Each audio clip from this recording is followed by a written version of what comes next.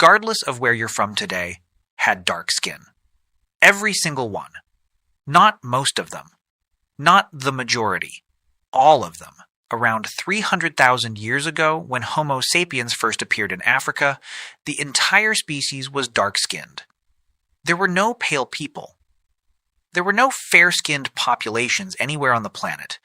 The concept of light skin didn't even exist yet in humans. Now think about that for a second.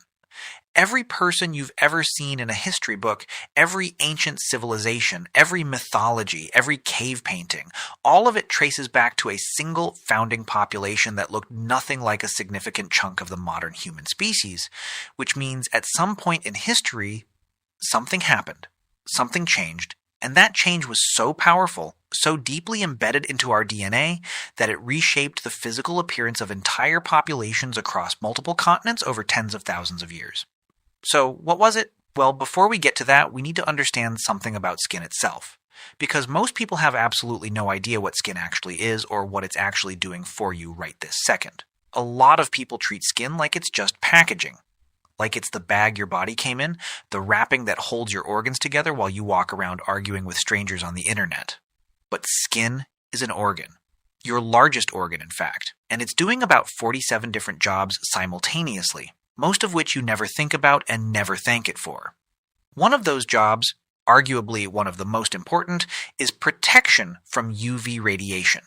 UV radiation is the invisible energy the sun fires at Earth constantly and relentlessly. And it is not your friend.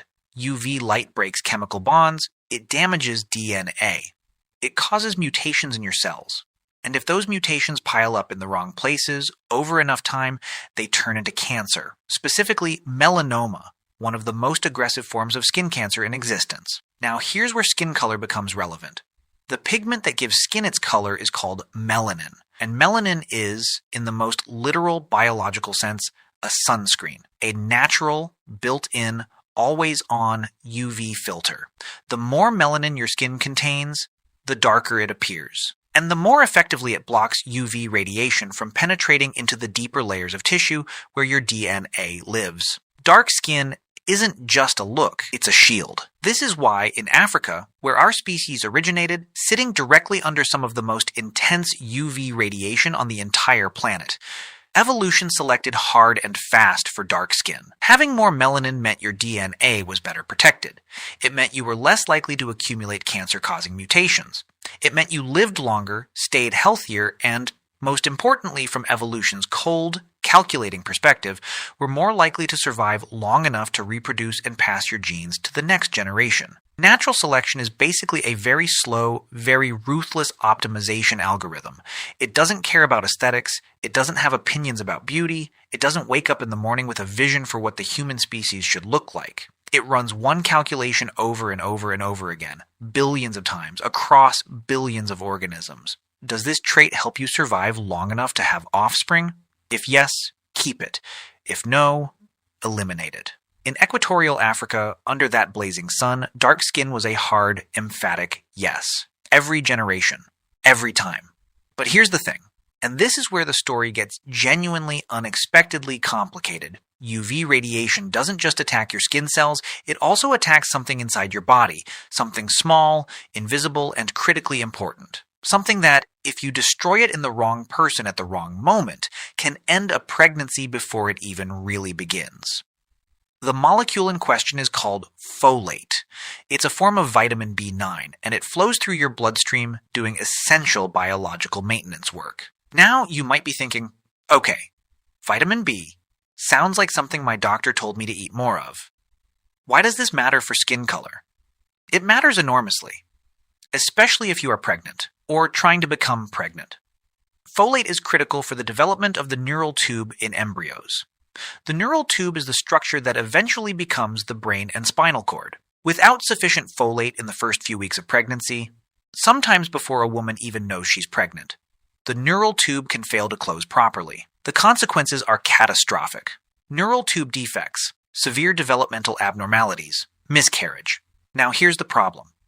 UV radiation destroys folate. When UV light penetrates the skin and reaches the bloodstream, it breaks down folate molecules. And, in a sun-drenched environment like equatorial Africa, With no clothing, no shelter, no sunscreen, UV exposure was constant, intense, and unavoidable. This created an additional, devastating selection pressure. Pregnant women with lighter skin, less melanin, more UV penetrating deeper, had higher rates of folate destruction. Higher rates of folate destruction meant higher rates of neural tube defects. Higher rates of neural tube defects meant fewer surviving offspring.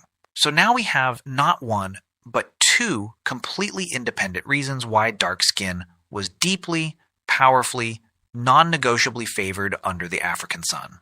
1. Melanin protected DNA from UV damage, reducing cancer risk. 2. Melanin protected folate in pregnant women, preserving reproductive success. Two separate threats. One biological solution. Dark skin in Africa wasn't just useful, it was essentially mandatory for the survival of the species.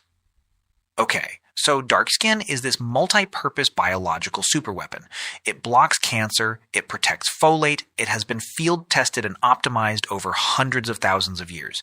If evolution had a review system, dark skin would have a 5-star rating with thousands of glowing testimonials. So why, in the name of everything logical, did it change? Why did populations that left Africa end up getting lighter and lighter over thousands of years? The answer is one of the most elegant, brutal trade-offs in all of evolutionary biology. Between roughly 70,000 and 100,000 years ago, groups of Homo sapiens began leaving Africa. It wasn't a single dramatic event. No one organized a meeting, no one announced a great migration. It was slow, generational drift. A group moves a little further than their parents did. Their children move a little further still. Over thousands of years, humans spread through the Middle East, into Europe, across Asia, and eventually into the Americas. And as they moved north, something fundamental about their environment changed. The sun got weaker. Not the sun itself. The sun remained exactly as indifferent and nuclear as always. But at higher latitudes, sunlight hits Earth at a lower angle. It passes through more atmosphere before it reaches you. UV radiation is filtered out. Days are shorter, winters are long and dark. The sky is overcast for months. In Northern Europe, in Northern Asia, in Canada, the UV environment is radically, dramatically different from equatorial Africa. Instead of relentlessly intense radiation, you need to block, you have weak, intermittent radiation you desperately need to absorb. And suddenly the dark skin that was perfect in Africa became a problem. Not because of cancer. The cancer risk at northern latitudes with weak UV was much lower. Not because of folate. Less UV meant less folate destruction, so that was fine. No. The problem was something different. Something that doesn't get nearly enough credit in this story. Vitamin D. Vitamin D is synthesized in the skin when UVB radiation hits a compound called 7-dehydrocholesterol. Your skin is literally a solar panel. It uses sunlight as an energy source to manufacture this essential molecule. And vitamin D is not optional. Not even a little bit. It is absolutely fundamental to human health. Vitamin D regulates calcium and phosphorus absorption in the gut. Without it, calcium doesn't get properly absorbed, no matter how much dairy you consume. Without calcium, bones don't mineralize correctly. In children, severe vitamin D deficiency causes rickets, a disease that softens and deforms the bones, bows the legs outward, causes the skull to flatten, and stunts growth. In adult women, vitamin D deficiency can cause a condition called osteomalacia, which softens the pelvic bones. And softer, deformed pelvic bones make childbirth extraordinarily dangerous, sometimes impossible. Women with severe vitamin D deficiency had dramatically higher rates of death during labor. But vitamin D deficiency doesn't stop at the skeleton. It also impairs immune function, making you more susceptible to infections. It affects muscle strength. It influences cardiovascular health. Some research links chronic deficiency to depression and cognitive decline. Vitamin D does so much biological work that when you run out of it, the body starts failing in multiple systems simultaneously. Now put a dark-skinned person in Northern Europe 40,000 years ago. They have highly efficient melanin. Their skin blocks UV radiation beautifully, which is brilliant in Africa, But in the gray, overcast, low-light north, that same melanin is now blocking the very UV they need to synthesize vitamin D. Their skin can't tell the difference between dangerous UV I should block and useful UV I desperately need. It just blocks. So they don't make enough vitamin D.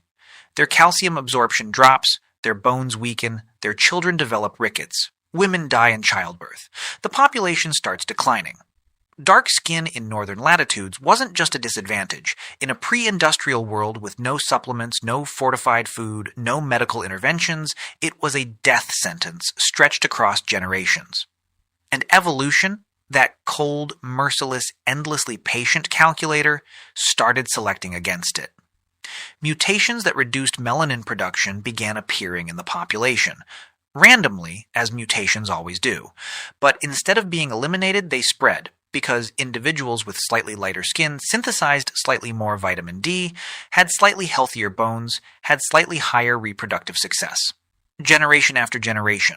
Slightly lighter, slightly lighter, slightly lighter. Over thousands of years, the average skin tone of northern populations drifted upward. Not because anyone decided it should, not because of culture or preference or social forces, but because, in that specific environment, at that specific latitude, with that specific amount of sunlight, lighter skin kept more people alive. The algorithm had simply reversed its inputs. For a long time, scientists assumed the depigmentation of European populations happened gradually over hundreds of thousands of years.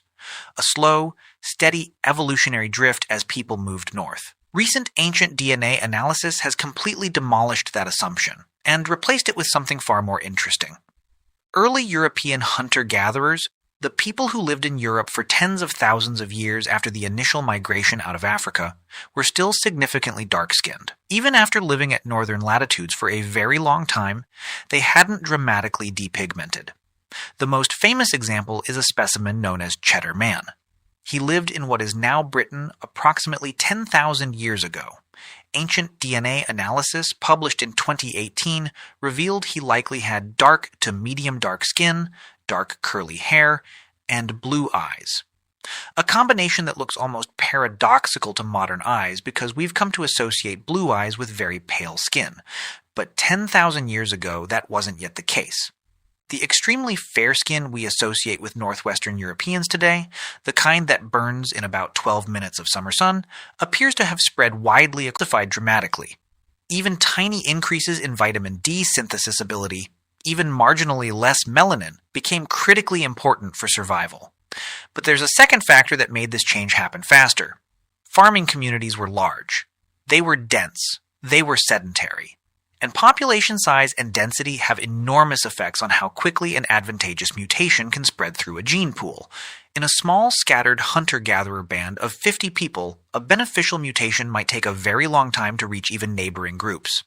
In a farming village of hundreds, connected to a network of other farming villages, a beneficial mutation can spread through thousands of descendants in just a few generations. The combination, dietary vitamin D collapse plus population density, essentially hit the fast-forward button on European depigmentation.